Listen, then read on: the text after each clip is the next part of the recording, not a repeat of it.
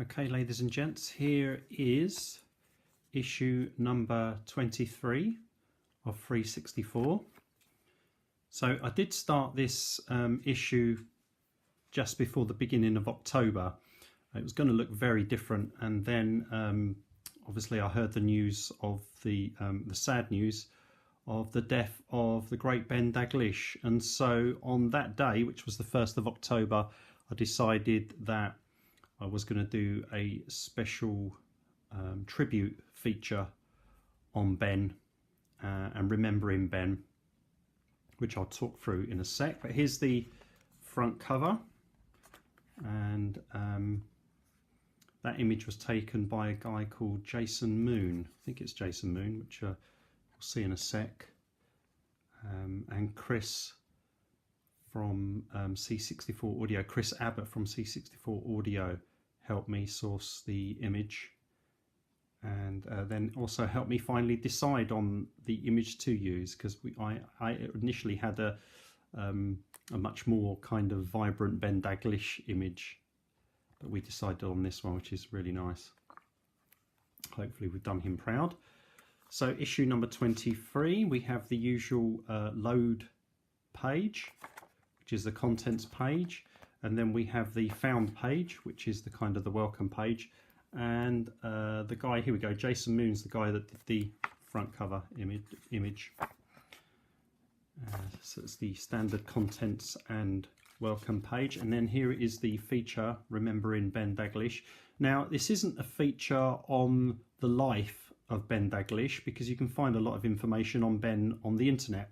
This is actually a feature remembering him, so friends, peers, colleagues, fans and readers of FREEZE64 share their memories of Ben, and also meeting him and the work that he did and their favourite tunes.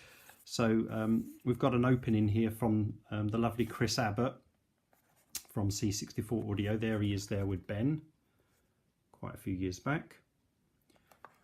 And so obviously throughout the piece we have different photographs. There's a picture there that was provided by Paul from Retro Gamer magazine, Paul Drury.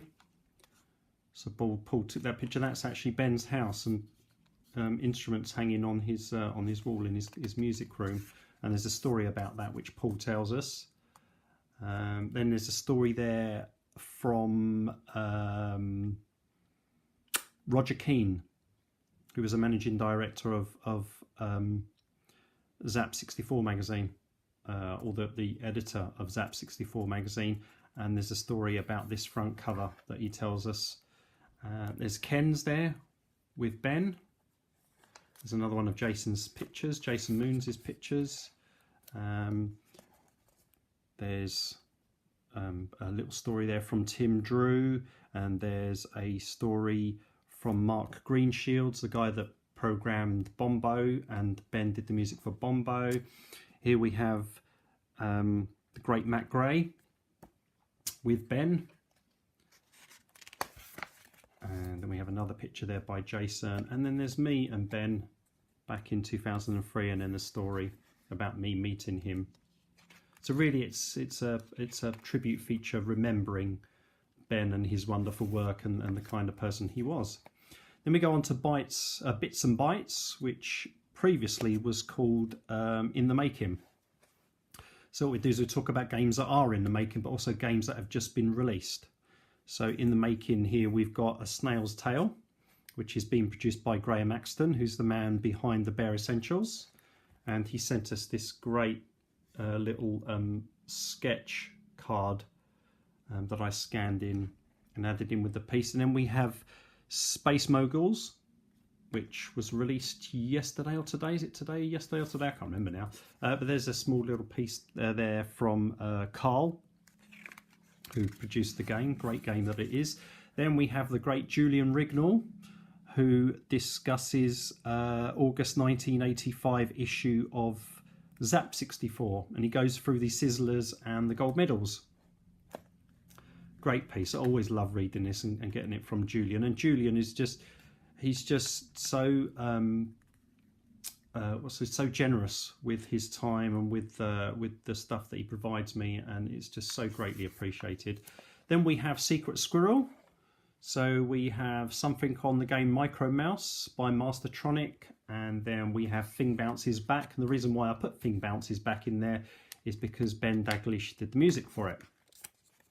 Then we have our Coder's Corner, which is the lovely Jason Kendall. And Jason produced some budget titles back in the 80s for Mastertronic, Silverbird, Alpha Amiga Software, The Big Apple and Houston Consultants. And it's a great interview. I really enjoyed doing this one, and he's such a lovely person, very helpful, and it's amazing how much he has actually done in his life, and not all to do with coding and programming. But there's an interview with Jason. Then we go on to our in-game passcodes, part 2. No freeze required. So these are built-in passcodes within games that I reveal. So we've got Cool Croc Twins, PP Hammer, One Man and His Droid.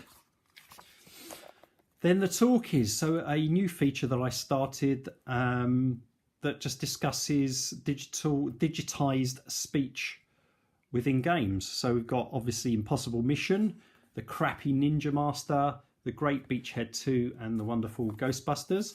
And then tagged along with that piece is a piece called C64 Speech by Tony Savona, who tells us about how he puts speech in his game Planet Golf. Very interesting piece, very informative. Then we have the making of Exploding Fish, which I have here. There's the game there, which was recently released. Oh, look, I've got a blue tack blob on there to stop the reflection of the light above. Yeah, anyway, the making of Exploding Fish, which is an interview with the coder Chris Stanley, who provided us with a great load of information about the game, the making of the game, and there it is in C64 Studio there, being built and programmed and designed. Lots of cracking bits of coding info. And then we have the pokes and codes, exclusive pokes and codes for recently released games. And so I thought I would do Rodman, which was recently released. Cracking game.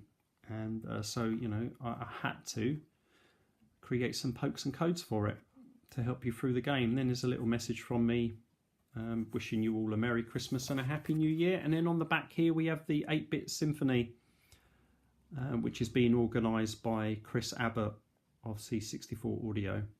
So make sure you book your tickets for that, which is at Hull City Hall on the 15th of June 2019. So that is issue number 23 of FREEZE64.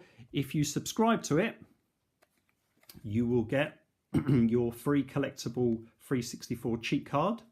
So all subscribers have received that, and if you subscribe now, you'll get this issue and you'll get the free cheat card as well. So the issue is £3.99 plus postage and packaging, and the next issue, issue 24, should be out at the end of January. I'm working on that at the moment. And just in case you're wondering what games I've got here, I've got Rocket Smash, I've got Counterweight Kate, I've got the newly released Sizzler, which was part of the Zap 64 annual offering. I was going to be playing that later. The Great Exploding Fish, Barnsley Badger, which I just can't put down, can't put away. Organism, which I need to play again. We've got My Life here, which is cracking game. Rescuing Orc, can't stop playing that. Single Button Games, need to load those again. Can't stop playing that. The Legends of Atlantis. And I've got The Sky is Falling there, which I just enjoy playing. And underneath here, I've got Shadow Switcher by Dr. Wuro Industries. And then over here, let me just reach over, I've got a little pile. So I've got Tower of Rubble 64, Yump 64, The Legend of Atlantis again, Organism again, Steel Ranger, cracking game, and then this brilliant platform adventure, Pains and Aches from Cytronic Software. So anyway, Don't forget, FREEZE64 issue 23 available now on the website www.freeze64.com.